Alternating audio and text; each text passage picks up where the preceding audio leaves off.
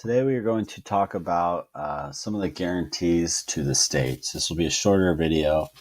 Um, Thank you for bearing with me on some of the past videos for this unit, but here we go.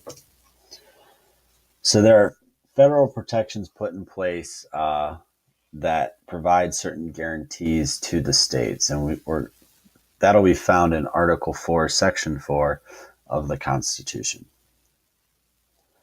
One of those guarantees is a Republican form of government. The fact that voters are going to hold sovereign power and that elected representatives are going to exercise that power. So, if you remember a republic, we vote people in, and those people who are voted in, we trust them in making decisions in the legislative process or the governing process. The states are also guaranteed protection from invasion and unrest, whether it's a foreign government or, you have to chuckle when I say invasion of another state. Like one day Michigan's going to come invade Ohio for taking Toledo, or California. What if there was a cross country invasion? California is going to invade New York because they wanted to have the biggest city in the country. I don't know. But the states are protected from invasion and unrest. And unrest is important because that's typically what you'll have, whether it's rioting, with the Baltimore riots a few years back, violence, things of that nature. With that, the states have the ability to have the president send in federal troops. With that, there must be civil unrest, and the governor must request help, saying that there are certain things that can happen where the government or the president does not need permission, and that's when national laws are being violated, when federal property is threatened, or when federal responsibilities are being interfered with. A couple examples include Grover Cleveland in Chicago during the rail workers' strike.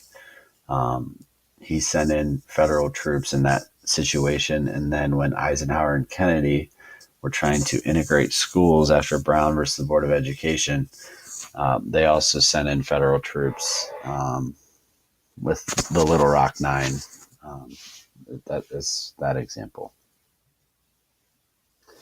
Federal government also has the ability to maintain territorial integrity and admit new states into the Union.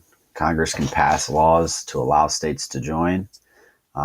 In order to do that, they must pass what is called an enabling act, and that is simply an act that allows people of a territory interested in becoming a state to prepare a constitution, or it enables them to prepare a constitution.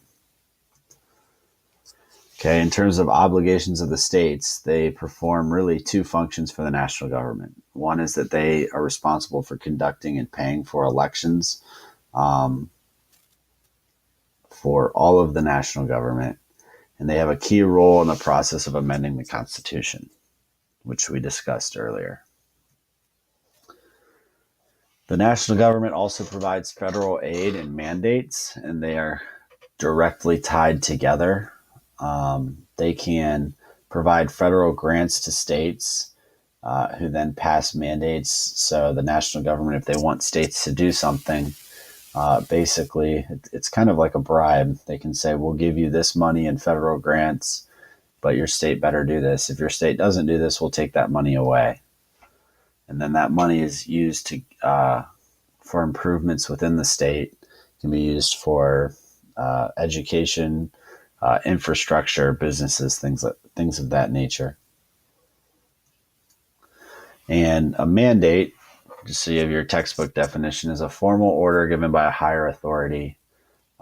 States used to have their own standards for obtaining a driver's license, for example, but the national government mandated changes. They required residency, proof of citizenship, and that all states contribute their records to a national database.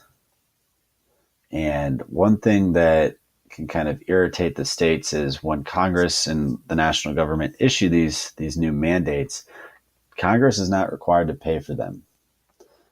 This then places the burden on the states, and it's really unfortunate for both parties. So that's one kind of knock on mandates in regards to states' rights.